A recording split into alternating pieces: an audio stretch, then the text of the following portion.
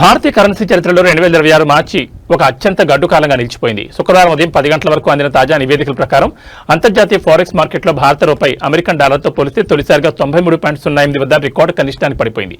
Intraday ట్రేడింగ్లో ఇది ఒకానొక దశలో 93.30 వరకు పతనమవడం ఇన్వెస్టర్లను తీవ్ర ఆందోళనకు గురిచేస్తోంది. కేవలం ఒక్క రోజులోనే రూపాయి విలువ 19 పైసలు పైగా క్షీణించడం గమనార్హం. గతంలో మార్చి ప్రారంభంలో నమోదైన 92.30, 92.60 రికార్డులను చెరిపేస్తూ రూపాయి సరికొత్త ఆల్ టైమ్ లో స్థాయికి చేరుకుంది. రిజర్వ్ బ్యాంక్ ఆఫ్ ఇండియా మార్కెట్లో ప్రవేశించి డాలర్లను విక్రయించడం ద్వారా రూపాయిని కాపాడే ప్రయత్నం చేసినప్పటికీ అంతర్జాతీయంగా ఉన్న భారీ ఒత్తిడి ముందు ఆ చర్యలు ఆశించిన ఫలితాన్ని ఇవ్వడం లేదు.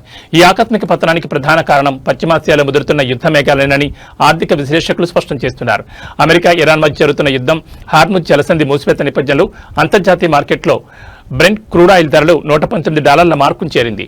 భారతదేశం తన చమురు అవసరాల కోసం దిగుమతులపైన ఎక్కువగా ఆధారపడుతుండటంతో పెరుగుతున్న ముడి చమురు ధరలు దేశ కరెంట్ అకౌంట్ డెఫిసిట్ భారీగా పెంచుతున్నాయి. దీనికి తోడు అంతర్జాతీయ మార్కెట్లలో అనిశ్చితి నెలకొనడంతో ఫారిన్ ఇన్స్టిట్యూషనల్ ఇన్వెస్టర్లు భారత స్టాక్ మార్కెట్ల నుంచి తమ పెట్టుబడులను భారీగా ఉపసంహరించుకుంటున్నారు. పెట్టుబడిదారులు సురక్షితమైన కరెన్సీగా భావించే డాలర్ వైపు మొగ్గు చూపడం వల్ల ప్రపంచవ్యాప్తంగా డాలర్ బలపడి రూపాయి వంటి ఎమర్జింగ్ మార్కెట్ కరెన్సీలపై తీవ్ర ప్రభావం చూపుతోంది. రూపాయి విలువ ఇలాగే పడిపోతూ ఉంటే దేశ ఆర్థిక వ్యవస్థపై మల్టీ లెవెల్ ప్రభావాలు పడే అవకాశం ఉంది.